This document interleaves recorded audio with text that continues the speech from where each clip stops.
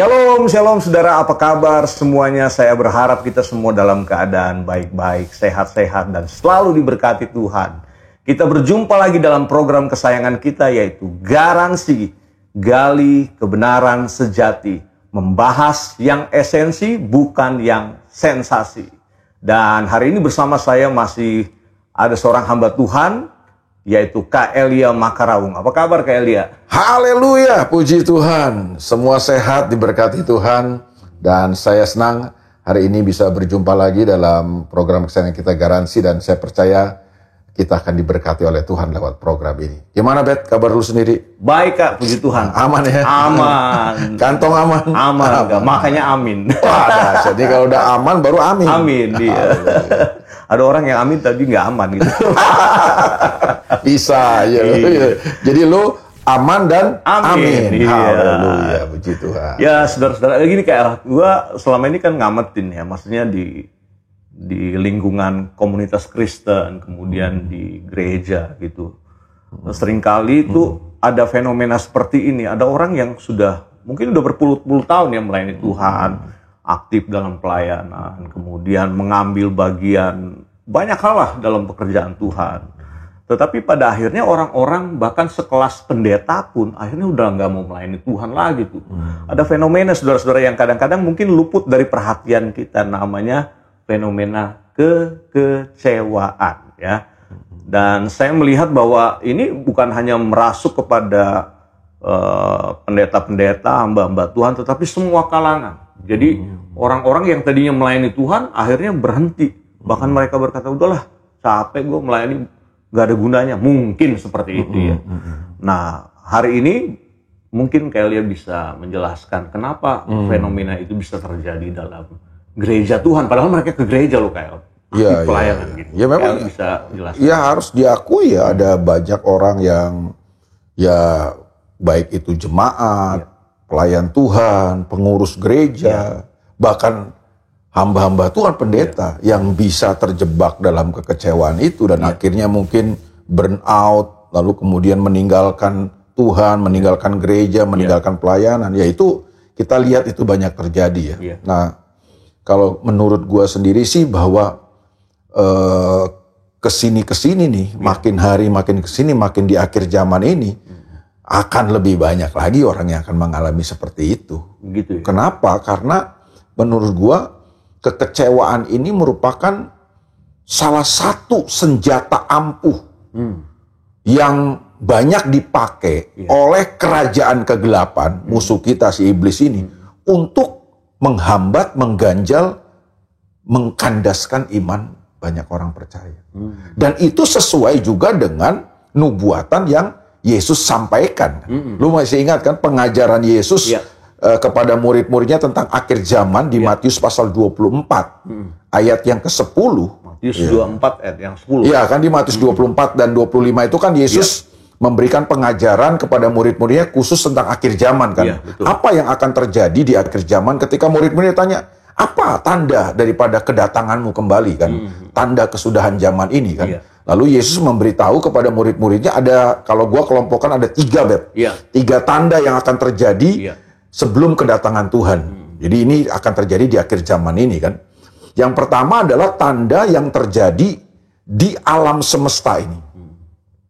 Ya, tanda yang akan terjadi di alam semesta ini ya contohnya perubahan iklim, segala macam lah, apa yang terjadi lah kan di alam semesta ini. Mungkin banyak benturan-benturan, benda-benda di langit dan lain sebagainya lah. Yang kedua, tanda dalam dunia ini. Jadi yang pertama tanda di alam semesta ini ya kan, ada banyak fenomena-fenomena yang akan terjadi perubahan cuaca, perubahan iklim dan lain sebagainya kan, perubahan iklim yang ekstrim yang tuh bisa mengubah banyak hal. Tapi juga tanda yang kedua kata Yesus adalah tanda yang terjadi di dalam dunia ini. Nah, tanda yang terjadi dalam dunia ini contohnya apa sih? Perang, bangsa akan bangkit melawan bangsa, kerajaan akan bangkit melawan kerajaan, dan ada penyakit sampar. Kita baru lewati pandemi kan beberapa tahun lalu. Ya, itu juga salah satu tanda yang Yesus kasih tahu kan.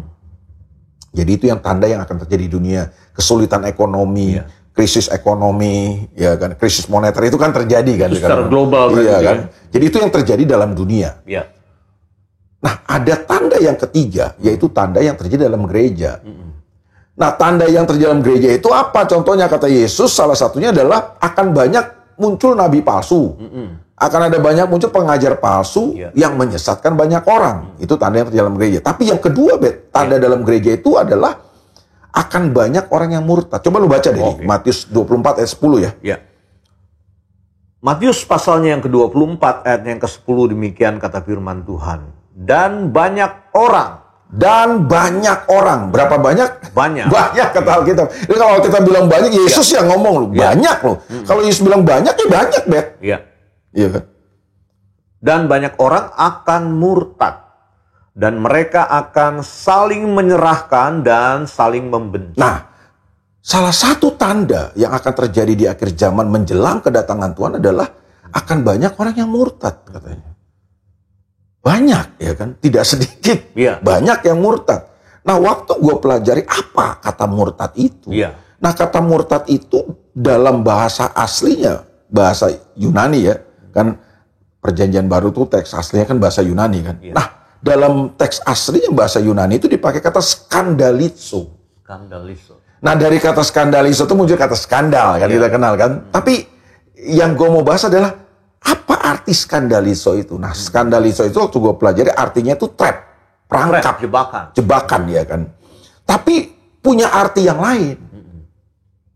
Kekecewaan. Kekecewaan itu menjadi kecewa gitu kan. Itu juga arti daripada skandalizo. Jadi skandalizo itu artinya bukan hanya sekedar jebakan, trap, tapi juga menjadi kecewa. Berarti kesimpulan kita adalah kalau Yesus bilang di akhir zaman ini akan banyak orang yang murtad, ternyata begini, Bet, kekecewaan itu bisa membuat orang bisa meninggalkan Tuhan. Jadi murtad itu bukan dalam arti sempit yang selama ini kita pahami, artinya cuma sekedar pindah agama, itu lebih dari sekedar itu ya. Ya, jadi, bentuknya bisa macam-macam ya. Tapi sumbernya dia dari situ. Jadi awalnya mungkin orang kecewa. Kecewa dengan situasi, kecewa dengan pemimpin, kecewa dengan perlakuan orang lain mungkin ya kan. Kecewa dengan Tuhan, kecewa dengan banyak hal. Nah, kekecewaan yang dipendam itu jadi jebakan.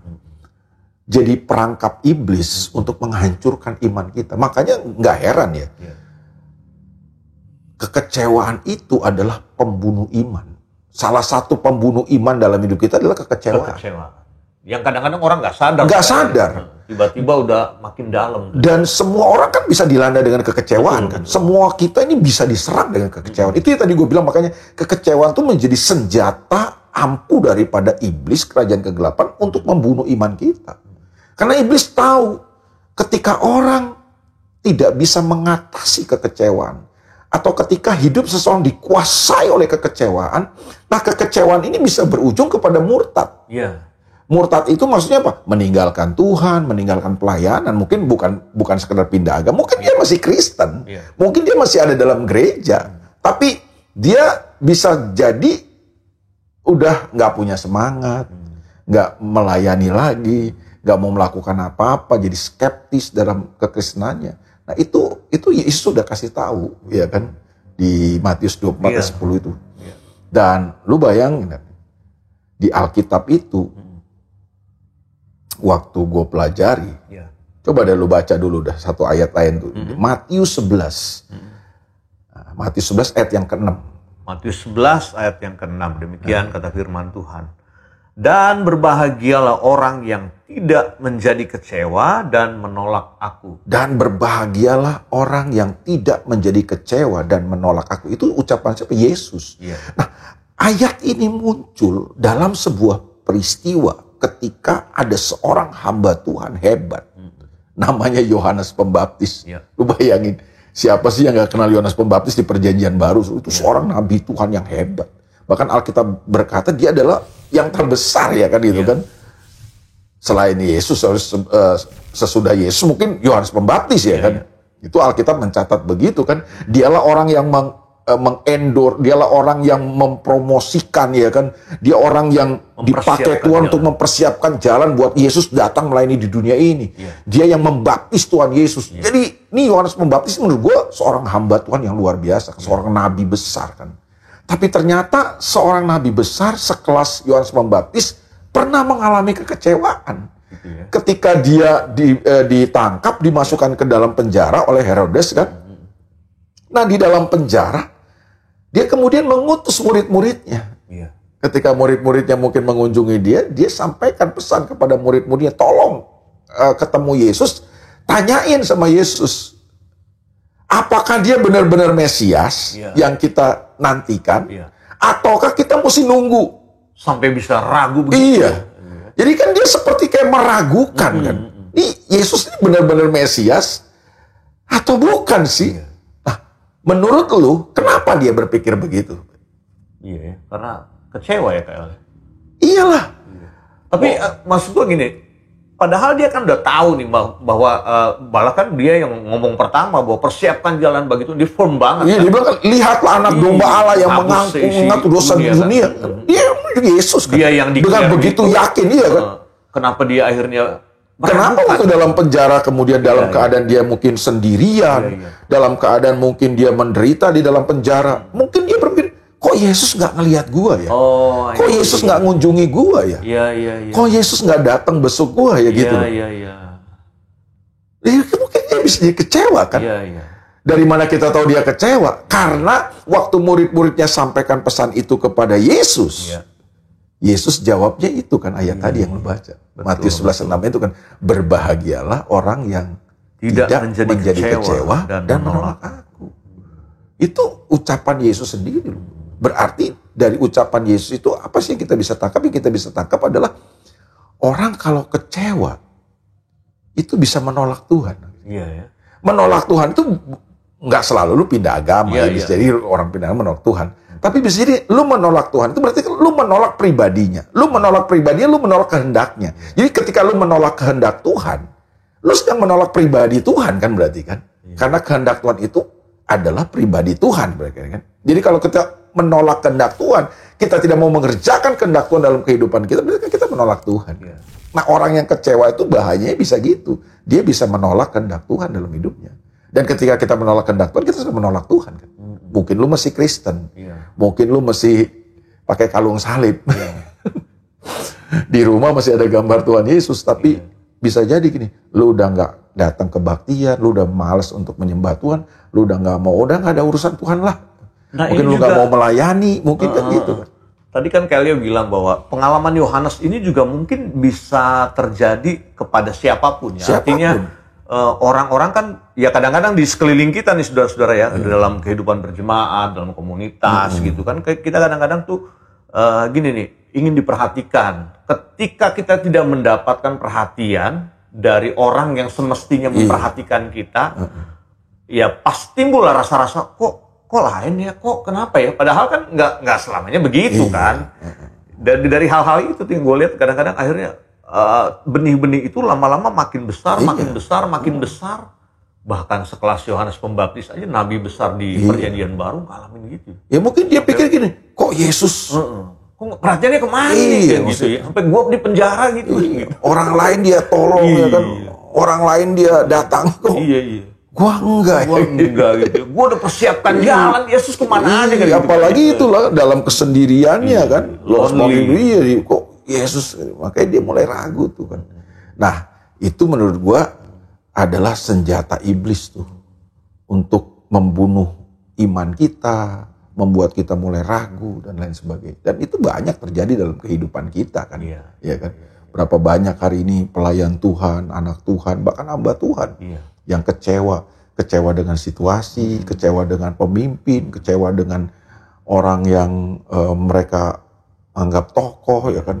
Bahkan ada yang kecewa sama Tuhan. Betul. Iya. Nah, kekecewaan ini kalau nggak diberesin, itu bisa pelan tapi pasti menggerogoti iman kita, bahkan membunuh iman kita.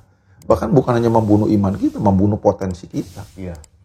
Akhirnya talenta kita, potensi kita, karunia-karunia yang Tuhan sudah taruh dalam hidup kita, akhirnya nggak bisa kita kembangkan, kita maksimalkan dan jadi berkat buat orang lain. Kenapa? Karena kekecewaan. Ya, kita nggak mau berkarya lagi, kita nggak mau melayani lagi, kita nggak mau melakukan sesuatu lagi. Akhirnya produktivitas kita secara kehidupan dan rohani akhirnya hilang. Dan itu yang ditunggu iblis. Itu dia. Nah, ini kan di perjanjian baru nih, Kak. Kalau misalkan di perjanjian lama ada satu contoh. Banyak. Banyak ya? Banyak, ya kan? Yang Esau. Esau kan pernah kecewa juga kan. Ketika dia minta berkat sama bapaknya, dia mengharapkan berkat sama bapaknya, ternyata berkat itu sudah diberikan Ishak kepada Yakub. Walaupun kita sama-sama tahu kan, itu kan kesalahan Esau sendiri sebenarnya kan. Dia yang telah menukar itu dengan sepiring kacang merah kan. Kacang merah. Tapi dia pikirkan aja, ini mah bisalah. Tapi ternyata kan waktu bapaknya mau lepaskan berkat, Yakub merasa, gua kan udah tukar dengan sepiring kacang merah. Hak kesulungan ini milik gua dong gitu kan. Nah, waktu Esau minta berkat kan Ishak udah nggak ada berkat. Kecewa kan Esau kan di situ kan. Dari kekecewaan itu akhirnya Esau membenci Yakub, akan berusaha mengejar dan membunuh Yakub. Bener nggak? Betul. Iya, sama kayak Kain juga kan. Kain juga kecewa kan, persembahannya nggak diterima. Iya kan? Kok persembahan adiknya diterima? Dari kekecewaan yang dia pendam itu, padahal Tuhan udah kasih ingat tuh. Kain, kenapa kamu panas? Hatimu panas, mukamu muram. Iblis sudah mengintip ya, dosa sudah mengintip di depan pintu hatimu kan. Iya. Akhirnya kita sama-sama tahu kan bahwa Kain sudah diperingatkan Tuhan bahwa hati-hati, nih kekecewaan yang kamu simpan, kamu pendam, itu telah sudah diamati oleh iblis kan. Satu jurus lagi iblis hancurkan kamu. Dan benar. Tapi ada satu tokoh di perjanjian lama, yang gue kalau belajar kisah hidup orang ini, ya kita belajar lah. Lu pernah dengar nggak namanya Ahitofel? Ahitofel ini, nanti lu baca di 2 Samuel ya, pasal yang ke-15 itu, Alkitab bilang ini kan sahabat baiknya Daud nih. Ahitofel ya? Ahitofel. Dan dia ini selain sahabatnya Daud, dia adalah orang yang dipercaya sama Daud. Kenapa? Karena Daud itu selalu minta nasihat sama Ahitofel. Pertama dia minta nasihat Tuhan, dia minta petunjuk Tuhan, dia selalu kan gitu kan, cari kehendak Tuhan. Tapi yang kedua, orang yang dia tanyain untuk sesuatu yang dia mau putuskan itu Ahitofel. Bahkan Alkitab bilang buat Daud, Ahitofel itu nasihatnya seperti Tuhan. Nah kalau Ahitofel ngomong, Daud pasti dengar. Iya, karena statementnya dia sendiri bahwa nasihatnya Ahitofel seperti nasihatnya Tuhan gitu. Jadi ini orang kan punya hikmat, sangat bijaksana sebenarnya kan. Tapi Ahitofel akhirnya mengakhiri hidupnya dengan tragis. Waktu gue pelajari kisah hidup Ahitofel ini, khususnya gue juga membaca bukunya Stefanus Heri, ya, itu bagus juga ya. Di situ dia tulis juga begitu. Kenapa Ahitofel ini akhirnya bisa hidupnya tragis? Dia bunuh diri kan, akhirnya kan. Ternyata waktu Daud, anaknya Daud yang bernama Absalom ya kan, berontak mau mengkudeta Daud. Ternyata di balik Absalom ini ada Ahitofel. Jadi Ahitofel tuh akhirnya jadi pengkhianat. Yang tadinya sahabatnya Daud, penasihatnya Daud, Absalom. Jadi dia justru memberi nasihat kepada Absalom untuk melakukan sesuatu yang menyakiti Daud. Dan kalau lu baca tuh kisahnya ngeri, ya kan? Dia menasihati Absalom untuk meniduri istri-istri Daud, dipermalukan Daud itu. Bayangkan, gue sekarang nggak bisa habis pikir. Bagaimana seorang Ahitofel ini merupakan sahabat orang dekatnya Daud, kok bisa gitu loh nasihatin anaknya Daud untuk kudeta sama bapaknya dan mempermalukan bapaknya begitu luar biasa. Padahal bapak ini kan sahabatnya dia sendiri. Dan juga kan biasanya kalau penasehat raja tuh nggak sembarangan kan kasih nasihat begitu kan. Bahkan Daud bilang ini orang yang bersama-sama dengan aku masuk ke dalam rumah Tuhan nih kan. Itu di Mazmur 55 kan dia tulis itu kan gitu kan. Nah setelah gue pelajari ternyata kenapa Ahitofel bisa seperti itu? Waktu gue pelajari, gue menemukan sesuatu. Lu tahu siapa Ahitofel ini? Dia ini kakeknya Batsheba. Batsheba ini siapa? Istrinya Uria. Yang disikat sama Daud. Daud punya skandal kan sama Batsheba kan. Nah waktu Daud mengambil Batsheba dari Uria, bahkan Daud membunuh Uria kan akhirnya untuk mendapatkan Batsheba. Ternyata Ahitofel ini menyimpan kekecewaan terhadap Daud. Mungkin dia merasa tadinya kan Daud ini orang yang dia hormati, Daud ini sahabatnya, Daud ini orang yang dekat sama dia. Kok bisa melakukan ini sama cucunya yang dia sayangi? Dan kita nggak pernah tahu ya. Kita nggak pernah tahu apa yang dia pendam tuh. Mungkin dia nggak pernah cerita juga sama orang lain, tapi kekecewaan terhadap seorang figur ya yang dia hormati itu dipendam. Tapi akhirnya itu kan jadi seperti kanker ya. Iya. Yang akhirnya menggerogoti dan menghancurkan hidup. Perlahan tapi pasti. Tinggal tunggu waktu. Betul. Jadi betul yang kayak Lia bilang tadi itu jadi senjata kerajaan kegelapan untuk menghancurkan. Nah, kekecewaan dia terhadap Daud kan membawa dia kan jadi pengkhianat. Dia menasihati Absalom untuk mengkudeta dan melakukan sesuatu yang mempermalukan bapaknya. Tapi akhirnya dia juga kecewa sama Absalom kan. Ketika nasihatnya nggak didengar oleh Absalom, Absalom lebih mendengar nasihat yang lain, orang-orang yang lain. Kecewa lagi dia. Jadi dia kecewanya udah double kecewa. Makanya setelah dia tahu bahwa Absalom lebih mendengarkan nasihat orang lain daripada nasihatnya dia, Absalom pulang. Ahitofel pulang dan dia akhirnya gantung diri. Tragis. Iya. Seorang yang luar biasa kan tadi. Makanya hati-hati nih saudara. Kalau pemirsa garansi hari ini sedang mengalami kekecewaan, segera bereskan ya kan. Karena itu tadi yang Lia bilang betul tuh bahwa itu adalah senjata kerajaan kegelapan yang menghancurkan bukan hanya pribadi kita, ujung-ujungnya kita malah, dan biasanya orang-orang yang mengalami kekecewaan berat ya, putus pacar lah, apalah segala macam namanya ya, ujung-ujungnya bisa gantung diri, bunuh diri kan gitu ya, lompat dari gedung tinggi. Gitu. Kita lihatlah orang-orang yang banyak pindah keyakinan. Iya. Itu ya ada faktor-faktor lain, ada faktor ekonomi, ada faktor kebutuhan, tapi tidak sedikit loh, karena faktor kekecewaan, ya kan? Kecewa sama situasi, kecewa sama Tuhan, kecewa dengan manusia, mungkin kecewa dengan pemimpinnya, banyak tuh yang begitu kan. Akhirnya justru jadi berbalik, membelot, bahkan menghujat kekristenan. Makanya, berarti yang gue pelajarin ya kalau dari bahasan kita tadi, kadang-kadang kita kalau udah kecewanya dalam, kita membawa diri kita malah ke area musuh ya. Iya. Yang tadinya kan kita hindari nih. Iya. Maksudnya kita tahu nih ini pasti kerajaan kegelapan, kuasa iblis yang bekerja di situ. Kita malah bersekutu. Betul. Jadi kekecewaan yang kita tidak cepat bereskan, atasi ya. Kita nggak menang dari kekecewaan itu. Kekecewaan ini akan menyeret kita ke ladang pembantaian. Dibantai oleh iblis kita akhirnya. Tanpa kita sadari. Kayak seperti dibimbing. Nah itu yang gue sering bilang bahwa begini loh. Orang yang memendam kekecewaan itu, yang membiarkan kekecewaan menguasai dirinya, itu seperti sedang membuat helipad. Lu tahu helipad kan? Tempat mendaratnya helikopter. Helikopter tuh kalau nggak ada helipad nggak bisa mendarat dia kan. Tapi waktu ada helipad dia bisa mendarat. Kapan aja dia bisa naik turun dia kan. Nah sama. Orang yang memendam kekecewaan itu seperti sedang membuat helipad dalam dirinya, dalam hidupnya, sehingga iblis bisa turun naik, keluar masuk untuk obrak-abrik, bikin kacau hidup kita dan bahkan menghancurkan hidup kita. Itu sesuai dengan 1 Petrus pasal 5 ayat yang ke-8. Coba lu baca deh, 1 Petrus 5 ayat 8. Sadarlah dan berjaga-jagalah, lawanmu si iblis berjalan keliling sama seperti singa yang mengaum-ngaum dan mencari orang yang dapat ditelannya. Mencari orang yang dapat ditelannya. Jadi siapa yang ditelan? Orang yang dapat ditelan. Berarti kan nggak semua orang bisa ditelan. Yang bisa ditelan itu siapa, Bet? Orang-orang yang bisa ditelan. Nah, siapa orang-orang yang bisa ditelan itu? Ayat 7 memberitahu kepada kita tuh.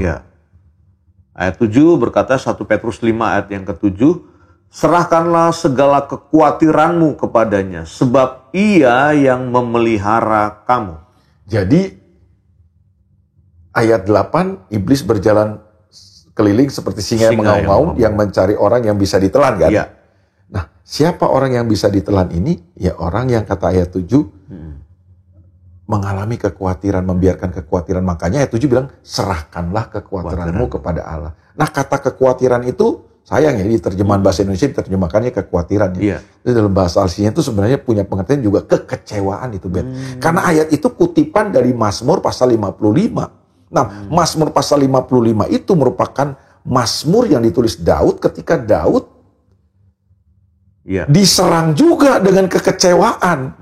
Dia kecewa terhadap siapa? Dia kecewa terhadap anaknya, Absalom yang memberontak dia, mengkudeta dia. Tapi dia juga kecewa dengan sahabatnya kan, Ahitofel itu kan. Yang akhirnya kok jadi pengkhianat gitu kan. Jadi ada di pihaknya Absalom kan. Justru dia memberi nasihat kepada Absalom untuk melawan Daud kan. Nah, itu ketika Daud diserang dengan kekecewaan, salah satu kunci Daud bisa menang atas kekecewaan adalah ayat itu kan. Serahkanlah segala kekecewaanmu kepada Tuhan. Sebab Ia akan memelihara hidup kamu. Iya, betul. Jadi iblis itu memang seringkali memakai kekecewaan ini untuk memangsa orang-orang yang akhirnya membiarkan kekecewaan itu menguasai, terpendam, tersimpan dalam hidupnya. Ya kan? Nah, itu bahaya tuh, dan itu bisa membunuh kita. Makanya banyak orang akhirnya bisa tinggalin Tuhan, bisa tinggalin pelayanan, bisa apatis, bisa skeptis, sehingga potensinya terbunuh, imannya terbunuh, dan lain sebagainya. Kita akhirnya nggak jadi orang-orang yang maksimal seperti yang Tuhan inginkan. Iya. Jadi pada akhirnya kalau kita memendam kecewaan terlalu lama, lambat laun potensi yang ada dalam diri kita hancur. Iya. Lambat laun ya. Iya. Artinya ini kan seperti kanker nih saudara. Makanya jangan biarkan benih kekecewaan itu melanda hidup kita dan dibiarkan seperti virus yang menggerogoti terus. Akhirnya kita tanpa disadari ujung dari kekecewaan tadi seperti yang Tuhan Yesus bilang, kita jadi orang-orang yang murtad ya kayaknya. Iya. Dan kekecewaan itu ya seperti kanker, bisa menjalar. Bisa menularkan kepada orang lain loh. Kayak misalkan gue kecewa nih. Iya. Akhirnya gue tularin kayak Elia kecewa, bisa tularkan yang lain. Ya. Kalau semua gereja kecewa kan repot. Iya, dia kecewa dari satu tempat ini kan, dia pindah dengan membawa kekecewaan itu kan. Dia pindah ke gereja lain atau ke komunitas lain, dia memindahkan atau bisa mencemarkan komunitas itu dengan kekecewaan itu. Makanya jangan biarkan kekecewaan menguasai kita. Semua kita bisa diserang oleh kekecewaan. Kita punya potensi diserang. Tapi kita harus bisa mengatasinya, bisa menang atas kekecewaan itu. Bereskan kekecewaan itu dengan segera. Nah, gue punya tips nih. Iya. Silahkan, Kak. Yang pertama, bagaimana lu bisa menang dengan kekecewaan ketika kekecewaan datang menyerang. Lu harus bisa mengelola ekspektasi. Makanya. Jadi kan kenapa sih orang kecewa? Karena ekspektasi kamu terlalu tinggi, ya kan? Sementara realita dan kenyataan yang terjadi yang lu hadapi tidak sesuai dengan ekspektasi kamu. Makanya bagaimana kita bisa menang sama kekecewaan ini? Kelolalah, jadilah orang-orang yang punya kemampuan untuk bisa mengelola ekspektasi. Banyak orang tuh nggak bisa mengelola ekspektasinya. Sehingga yang terjadi ketika dia tidak bisa mengendalikan dan mengelola ekspektasinya, dia kecewa. Iya kan? Lu ekspektasi lu di sini nih, Bet. Tinggi nih, Bet. Sementara realita dan kenyataan yang terjadi segini. Iya kan? Jauh. Bagaimana caranya supaya lu nggak kecewa? Lu kelola dong, kendalikan ini ekspektasi. Turunin. Supaya lu nggak kecewa. Bahwa nobody perfect. Bahwa semua situasi bisa datang dalam hidup kita. Musim bisa datang dalam kehidupan kita. Apapun musim itu bisa datang. Bahwa kita tidak bisa mengendalikan situasi, yang kita bisa kendalikan adalah sikap kita, ekspektasi kita. Itu yang pertama. Yang kedua adalah ketika lu diserang dengan kekecewaan, belajar berdamai dengan diri lu. Bagaimana berdamai dengan diri lu? Tetap bersyukur kepada Tuhan dan lepaskan pengampunan buat orang yang mengecewakan. Atau lu belajar bersyukur menghadapi semua realita kenyataan hidup. Lu bisa mengatasinya dengan itu. Dengan bersyukur dan melepaskan pengampunan. Dan yang ketiga, bagaimana lu bisa menang dan terhindar dari kekecewaan yang bisa menguasai dan menghancurkan iman lu. Jangan pernah mengidolakan manusia. Nah, itu dia. Even itu pendeta paling sakti mandraguna sekalipun, ya kan. Wah, kita tuh kadang-kadang jadikan pendeta atau tokoh atau pemimpin kita mungkin karena dia punya karunia-karunia yang hebat, kita ini ya jadikan dia idola gitu. Jangan. Satu-satunya idola kita adalah Yesus, Tuhan. Kenapa? Karena Yesus Tuhan nggak pernah mengecewakan kita. Kalau kita kecewa, ada orang yang kecewa sama Tuhan, itu bukan karena Tuhan yang mengecewakan dia kan. Dia yang salah memahami Tuhan, dia salah mengenal Tuhan aja. Tuhan nggak pernah mengecewakan kita. Manusia bisa kecewa kita. Kenapa? Manusia, pemimpin, pendeta paling sakti mandraguna pun bisa salah. Ya. Masih punya kekurangan dan kelemahan. Itu sebabnya jangan jadikan pemimpin, pendeta atau tokoh itu idola kita. Jadikanlah Yesus sebagai idola kita. Hormati pemimpinmu, hormati pendetamu, tapi jangan jadikan dia idola. Gitu. Jadikan idola kan sama aja seperti memberhalakan. Iya kan, idol dari kata berhala ya kan gitu kan. Jadi banyak orang memberhalakan pendeta, akhirnya memberhalakan tokoh, makanya gampang kecewa. Gitu. Jadi itulah. Iya. Baik KL, terima kasih buat penjelasannya yang panjang lebar, lugas, tegas, lantang, dan semoga kita semua dari bagian yang kita bahas pada hari ini lewat program garansi ini, saudara jangan pendam untuk diri sendiri kalau ini jadi berkat. Like, subscribe, dan share ke teman-teman yang lain, dan berikan juga tanggapan di kolom komentar supaya firman Tuhan ini atau apa yang kita bahas melalui garansi ini menjadi berkat bagi banyak orang. Terima kasih KL buat penjelasannya. Tuhan berkati kita. Dan sampai jumpa dalam garansi di waktu yang akan datang. Kita akan membahas hal yang esensi, bukan yang sensasi. Tuhan berkati kita semua. God bless you. Shalom. God bless you.